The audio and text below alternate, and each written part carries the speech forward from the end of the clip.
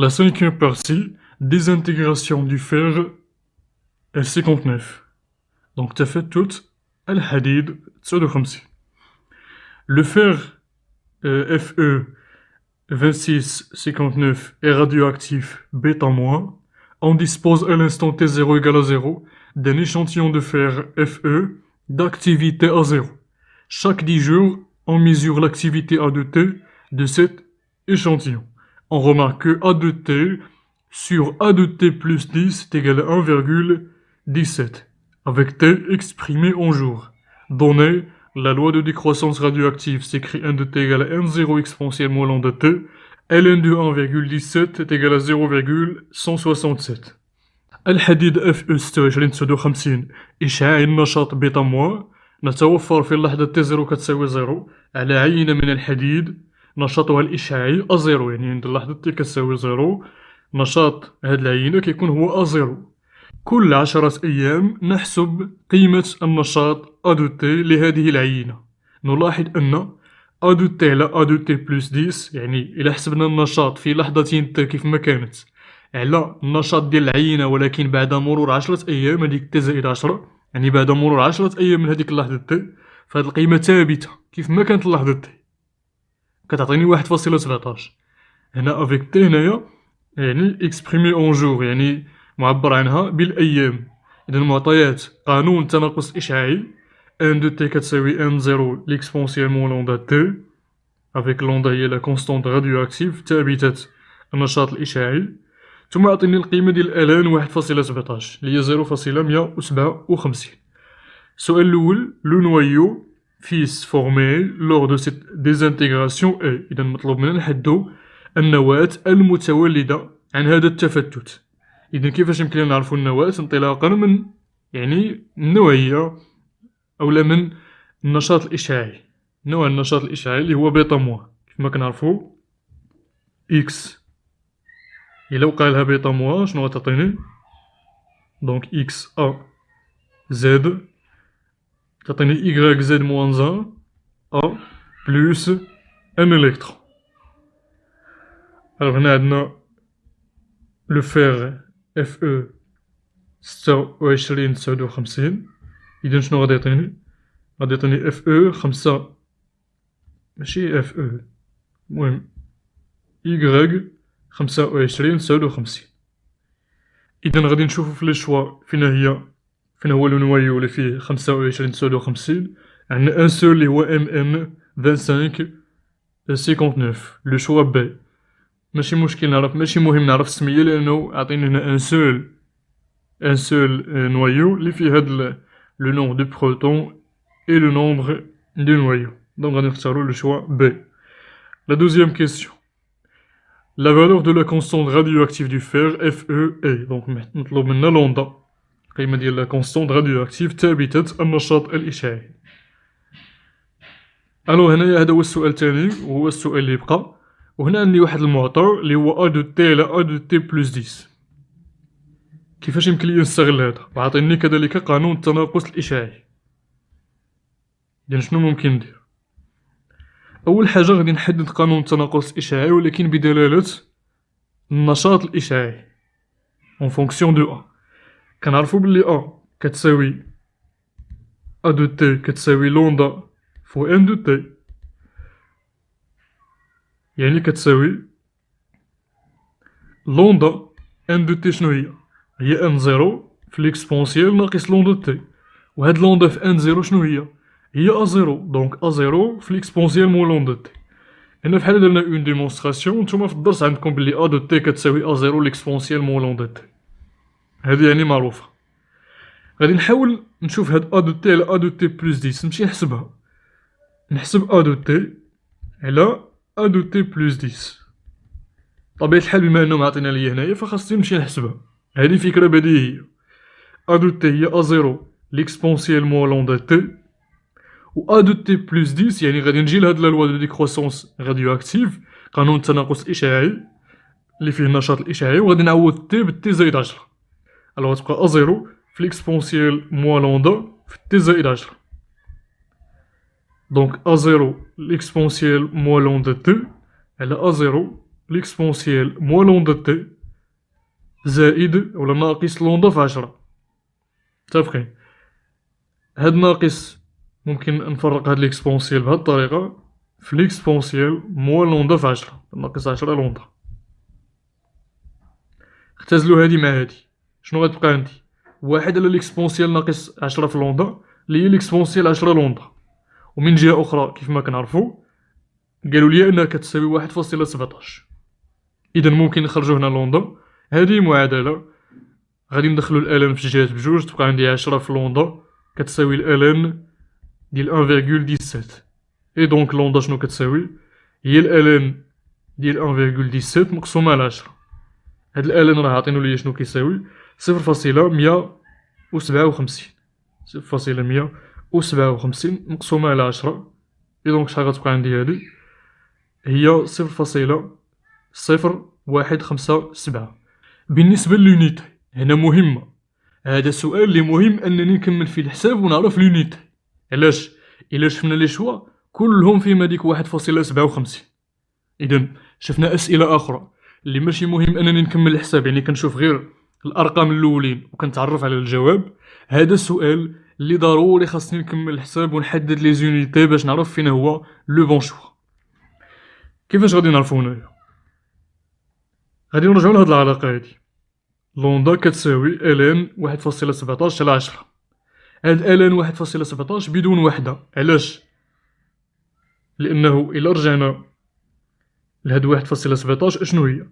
هي نشاط مقسومة على نشاط، اكتيفيتي على اكتيفيتي. إذا الوحدة كتختزل، اكتيفيتي على اكتيفيتي غتكون بدون وحدة. إذا هاد 1.17 وخا ندخل عليها الألان غتبقى بدون وحدة. بقات ليا هاد العشرة هادي. شنو هي الوحدة ديال هاد العشرة؟ إلا شفنا هنايا هاد العشرة اللي عندي هنايا تي بلوس 10، هاد 10 هادي الوحدة ديالها هي جوغ، حيت هنا قالوا ليا شاك 10 جوغ، يعني بعد مرور 10 أيام. وحتى هنا كاتب ليا تي اكسبريمي اون جوغ. إلا كانت تي اكسبريمي اون جوغ يعني معبر عنها بالأيام، فملي كنكتب تي زائد 10 فهاد العشرة حتى هي معبر عنها بالأيام. علاش؟ ميمكنش ليا هادي تكون بالأيام وهادي تكون بالسكوند، مستحيل تكون هاد القضية. خاصني يكونوا بجوج عندهم لا ميم اونيتي. متفقين؟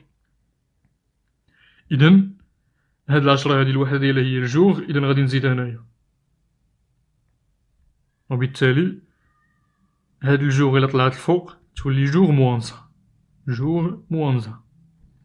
إذا 0.0157 جوغ موانزا خاصني نكتبها في ليكريتور سيونتيفيك، هي 1.57 10 أس ناقص جوج جوغ موانزا. 1.57 10 أس ناقص جوج. دونك الجواب بي. اللي مبغاش يصدع راسو يعني بهادشي ديال لاناليز ديمونسيونيل غادي يشوف هاد تي اكسبريمي اون جوغ مباشرة، غادي يختار لو شوا ديال جوغ موانزا وما غاديش ياخد هاد سكوند موانزا، لأنو غيبقى عندنا المشكل في بي وفي دي. هادي فيها جوغ موانزا، هادي فيها سكوند موانزا.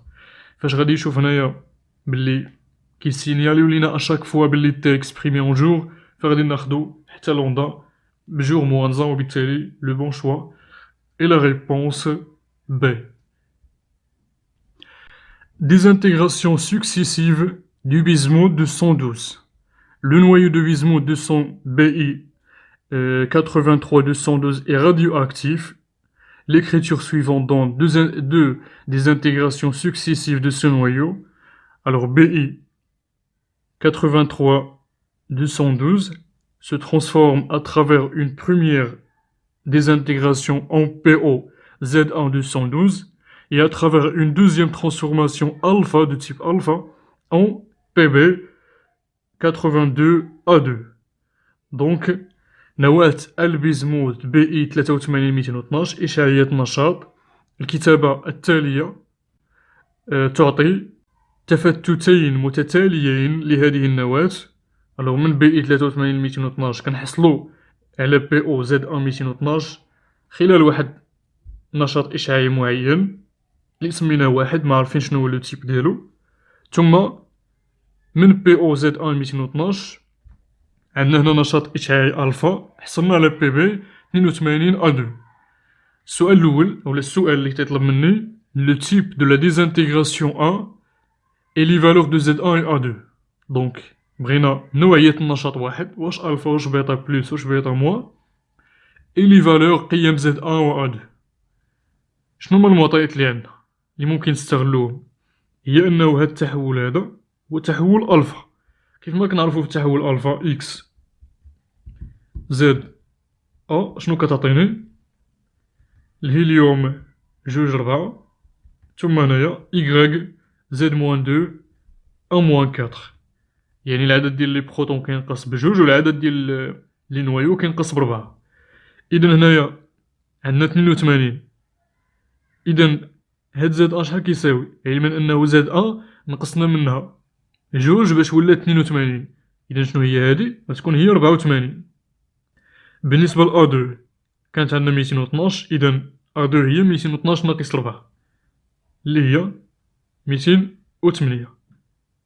دونك عرفنا شنو كتساوي زد وشنو كتساوي A2. بقى لينا هاد شنو هو؟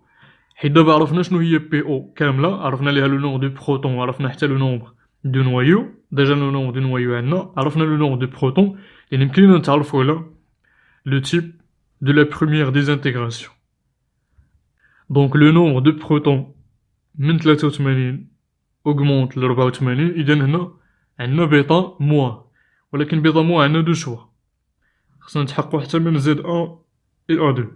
قلنا زد هي 84 ثم A2 هي 208. دونك لو شوا 84 208 بيتا موان. دونك le bon choix est la réponse B.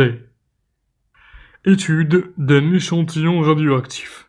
Une roche radioactive de masse M0 égale à 1 tonne contient à l'instant T0 égale à 0, 0,5% d'uranium 235, donnant demi-vie de l'uranium T1,5, Ln22, N Avogadro et la masse molaire de l'uranium. دونك عينا مشعة كتلته M0 كتساوي 1 طن، تحتوي عند اللحظة T0 كتساوي 0 على 0.5% من اليورانيوم 235. معطيات دونك دومي في دو l'uranium يعني زمن النصف لليورانيوم 235 يعني T1,5. عندنا كذلك عدد أفوغادرو والكتلة المولية لليورانيوم. La première question nous demande de calculer le nombre de noyaux d'uranium 235 dans la roche à l'instant T0 égale à 0. عدد النويات اليورانيوم في العينة اللي في كتلتها M0 شحال كتساوي؟ أنا عندي كتلة M0 كتساوي 1 طن، ولكن ماشي هاد 1 طن كاملة فيها غير اليورانيوم بوحدو، فيها فقط 0.5% من اليورانيوم، يعني 0.5% من هذيك الكتلة كاملة هي اللي يورانيوم. كيفاش غنعرف أنا الكتلة شحال كتساوي؟ غادي ناخد هاد M0، ناخدو هاد M0 هادي وغادي نضربوها في 0.5%، بمعنى M0 في 0.5 مقسومة على 100. هادي هي الكتلة ديال اليورانيوم في هاد العينة. لكن انا ما مطلوبش مني الكتله، مطلوب مني العدد ديال النويات، فخاصني العلاقه اللي كتربط العدد ديال النويات مع الكتله. هنا كنعرفوا ان الكتله اولا كميه الماده كتساوي الكتله على الكتله الموليه. من جهه اخرى كنعرفوا بلي كميه الماده كتساوي عدد النويات على عدد افوغادرو. اذا عدد النويات شنو كيساوي الكتله فوا لو نومبر دافوغادرو على الكتله الموليه. دونك غتبقى عندي M0 في 0.5 في NA في عدد أفوغادرو مقسوم على 100 فوا لا ماس مولير. دابا نديرو التطبيق العددي. 1 طن يعني 1 في 10 أس 3 يعني بالكيلوغرام في 0.5 في عدد أفوغادرو. شنو هو عدد أفوغادرو هنايا؟ 6.02 10 أس 23، 6.02 في 10 أس 23 مقسومة على 100. ام شنو هي الكتلة المولية 235. دونك 10 أس 23 في 10 أس 3 مقسومة على 10 أو كاري يعني على 100 تبقى عندنا 10 puissance دونك 23 بلس 1 24 في 0.5 6.02 وصلنا على 235. هاد 0.5 هي 5 في 10 أس ناقص 1، يعني تبقى عندنا هنايا أس 23. هنا 5 على 235 في 6.02. هنايا هاد 5 على 235 ممكن نحسبوها، يعني غادي نقسمو على 5 الفوق و لتحت في البسط و المقام، فغتبقى عندنا 10 أس 23 واحد على، إلا قسمنا 235 على 5 شحال غادي تعطيني؟ إلا قسمناها على 10، دائما نقسمو على 10 و نضربو في جوج، هادي هي القسمة على 5. إلا قسمنا على 10 تعطيني 23.5، و إلا ضربناها في جوج تعطيني 47. 46 زائد 1 47. 6.02. راه نشوفو واش معاونين لنا هنا في الحساب. عندنا 47 في 0.128 كتساوي 6.02. رد معايا البال مزيان هنا لأن واحد القضية مهمة. هنا نورمالمون أنا ملي غادي نشوف هادي كيف ما شفنا يعني في التمارين السابقة ودائما في لي كونكور، غادي نتسنى أنه تبان لي هاد 47 في 0.128 باش نعوضها ب 6.02. لكن هنايا كاينة قضية أخرى، غادي نخرجو 47 من هنايا و نعوضوها ب 6.02 على 0.128، حيت عندنا هنا 1 على 47 عندنا المقلوب، فغتساوي لينا 0.128 على، دونك كتبقى عندنا 10 أس 23 0.128 مقسوم على 6.06 02 مضروبة في 6.02. نتوما غادي نختزل شوف معايا الفرق ما بين هاد القضية اللي عطيني هنايا مع داكشي اللي شفنا في التمارين السابقة ودائما في لي كونكور. بالتالي عندنا 0.128 في 10 أس 23، فغادي نشوفو العدد أو لو شوا اللي تيبان فيه 1 2 8 فهو لو شوا بي بلا ما نكمل الحساب 1.28 10 أس 25، لأنه في لي زوطخ شوا معندناش 1 2 8 في البداية، وبالتالي غادي نختار مباشرة لو شوا بي. La deuxième question.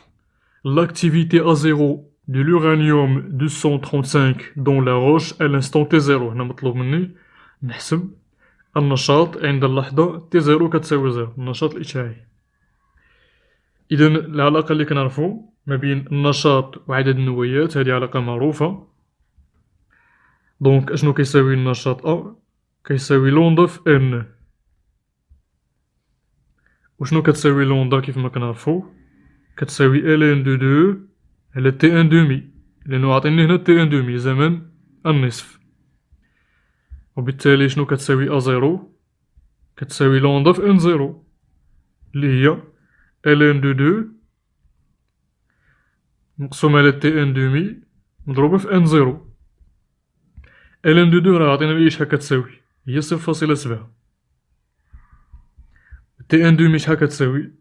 تي ان دومي هي 7 في 10 أس 8 أو يعني بالسنوات، واللي كتساوي 2.2 10 بويسونس 16 بالسكوند. أنا غادي ناخدها بالسكوند، 2.2 في 10 أس 16. و ان زيرو راني حسبتها هي 1.28 في 10 أس 25. 1.28 في 10 أس 25. 10 أس 16 مع 10 أس 25 هادي مغاديش نشوفها، نشوفها غير هاد 0.7 على 2.2 في 1.28 في 10 أس هنايا 25 ناقص 16. المهم غنشوفو واش معاونين لنا في الحساب. هنايا عندنا 64 على 11، 64 على 11 واش كاين هنايا؟ مكايناش. نحاولو نحيدو الفاصلة هنايا، تبقى عندي 7 على 2 على 22، 7 على 22 في 1.28. 1.28 نكتبها على شكل 128 في 10 أس ناقص 2 باش نحيدو الفاصلات في 10 أس 25 ناقص 16. ماشي مشكل. أنا ما عنديش 7 على 22 هنايا، ولكن عندي شي حاجة على 11. هاد 22 هادي شنو كتساوي؟ راه هي 11 في 2. 128 22 غادي نقسم على 2 الفوق والتحت، تبقى عندي 7. 128 على جوج شحال كتساوي؟ هي 64 قسمها على 11 في 10 أس ناقص جوج في 10 أس 25 ناقص 16 اللي هي 9. الوغ 9 ناقص جوج هي 7 ماشي مشكل نحسبوها. 64 على 11 كيف ما قلنا عطيناها ليا 64 على 11 هي 5.82 5.82 مضروبة في 7 في 10 أس 7. 5.82 في 7 هادي ما عطينهاش ليا شحال كتساوي، خصني نحسبها بوحدي.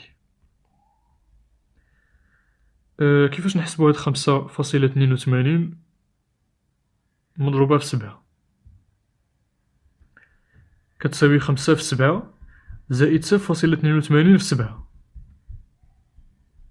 في 10 أس 7. 5 في 7 هي 35. هاد 0.82 في 7 شحال كتساوي تقريبا 1 في 7 هي 7. كنقل منها غتكون قل من 7 غتكون 5.6 بحال هكا. إلا قلنا 5 فاصلة يعني هاد 35 زائد 5 فاصلة غتكون هي 40 فاصلة أولا 41 فاصلة تقريبا، سوا 40 فاصلة شي حاجة ولا 41 فاصلة شي حاجة. غادي نشوفو لو شوا لي قريب لهادي، نتوما كيديرو واحد قريب و لي زوطخ كيبعدوهم. 7 ميمكنش، 7 فاصلة ميمكنش، حتى 6 فاصلة ميمكنش، 3 فاصلة ميمكنش، 1.5 ميمكنش. إذا بقات ليا 4.07. إذا الجواب الصحيح هو الجواب الصحيح. دايما خاصنا نزيدو بعض التفاصيل من عندنا فحال هادو. ديجا كنا درنا هاد القضية هادي في ان اوتر exercice. Alors la troisième question. À l'instant t égale à 28 10 puissance 8 en l'activité de l'uranium 235 est. Donc مطلوب منا نحسبو l'activité ديال اليورانيوم في هاد اللحظة هادي. ولكن شوفو معايا لي شوا. هنا في لي شوا ما مطلوبش مني نحسب لا فالور اكزاكت en fonction de A0. يعني كتساوي واش 0.5 في A0 ولا 0.25 في A0 ولا 0.125 A0. المهم en fonction de A0. لذلك ردوا البال هنايا. ممكن انك دير واحد القضيه حيت ديجا عندنا لا فالور دو A0 تمشي تحسب، ولكن هادي غتضيع لينا شويه الوقت، غتضيع لينا الوقت في الحساب. كون كانت عندنا كالكولاتريس راه غادي نحسبو ماشي مشكل، لكن هنايا غادي نحاولو اننا نردو البال في هاد القضيه.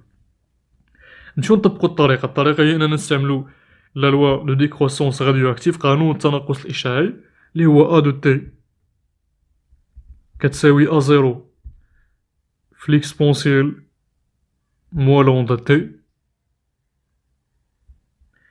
هنا مطلوب مني الانستون تي كتساوي 28 10 أس 8. دونك تبقى عندنا A0 ليكسبونسيال ناقص لوندا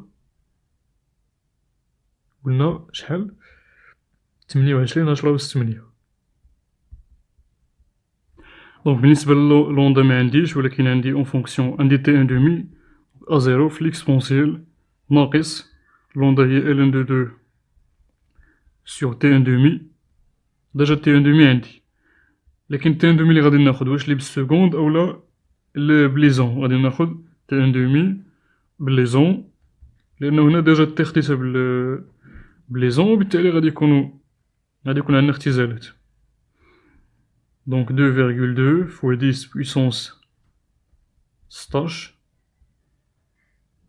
10 بويسونس لا 7 في 10 أس 8 7 في 10 أس 8 في 28 في 10 أس 8. 28 على 7 شحال كتساوي؟ هي 4. دونك تبقى عندنا هنايا A0 في ليكسبونسيال ناقص ln دو 2 في 4 في 10 8 10 أس 8 مع 10 أس 8 غتمشي تبقى لينا ln دو 2 في 4. أنا خاصني ضروري نحسب هاد ليكسبونسيال هذا، لذلك الفكرة هنا غادي ناخدو هاد 4 هادي وغادي ندخلوها في ln. تبقى ليا A0 في ليكسبونسيال ناقص ln ديال 2 بويسونس 4. دونك تبقى ليا A0 مقسوم على ليكسبونسيال ln دو 2 بويسونس 4 اللي هي A0 مقسوم على 2 أس 4 ليكسبونسيال من ln 2 أس 4 هي 16. كيفاش نقدرو نحسبو هاد 1 على 16؟ يكفي اننا نبقاو نقسمو على 2. واحد على جوج هي 0.5. إلا قسمناها على جوج هي 0.25. دونك هادي هي 2 puissance moins 1. هادي 2 puissance moins 2. إلا عاودنا قسمنا على جوج تعطينا 0.125. وهادي 2 puissance moins 3. إلا عاودنا قسمنا على جوج دونك هادي واحد على جوج، واحد على 4، واحد على 8. دابا غنحصلو على واحد على 16. 2 puissance moins 4 نقسمو 0.125 على جوج تعطينا 0.125 على جوج هي دونك 100 على جوج. 120 على جوج هي 60. و5 على جوج هي 0.5 على جوج هي 2.5. دونك عندنا 62.5. دونك 0. غادي نزيدو 0 باش منتلفوش في الحساب. غادي نكتبو على شكل 125 في 10 أس ناقص 3. إلا قسمناها على جوج عطينا 62.5 في 10 أس ناقص 3. ماشي مهم، شوفو غير الأرقام 6 جوج 5. 6 جوج 5. شوفو هنا في لي شوا. دونك عندنا 0.5 أ 0، 0.25 أ 0، 125، 6.25. Donc le bon choix est le choix D. Donc le noyau du radium Ra 226 se désintègre en donnant un noyau fixe RnXY et une particule alpha. Donc les valeurs de X et Y sont donc مطلوب منا نحدو قيم X و Y انطلاقا من RA 88226 كنحصلو على RnXY. ثم نوع التحول هو ألفا. من خلال هذا المعطى هذا يمكن لنا نحدو قيم X و Y. دونك هذه يعني شي حاجة عادية. Rn ولا RA 88226 ألفا تعطيني الهيليوم 2 4. دونك شنو غادي يكون هنايا Rn نقصو 88 نحيدو منها جوج تبقى 86. ثم 226 نقصو منها 4 تعطيني 222. دونك إكس كتساوي 86 و إكغيك كتساوي 222. دونك لو شوا D. La dernière question, la composition du noyau fixe R1XY est.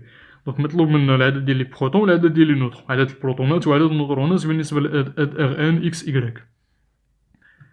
دونك قلنا دي إكس كتساوي 86 هو عدد البروتونات. دونك 86 عدد البروتونات بقى لينا ما بين أ و ب. بالنسبة لعدد النوترونات هو لو نوم دو نوايو 222 نقسم منو لو نوم دو بروتون 86. عدد البروتونات ولا عدد النويات ناقص عدد البروتونات كيعطيني عدد النوترونات. شنو كيساوي هذا؟ بلا ما نحسبها لأنه عندي الفرق، عندي 222 وعندي 136. 222 ميمكنش، دونك بالضرورة 136 وبالتالي لو بون شوا اي لو شوا بي. دونك هذه هي لا ديرنيير كيسيون. السلام عليكم ورحمة الله.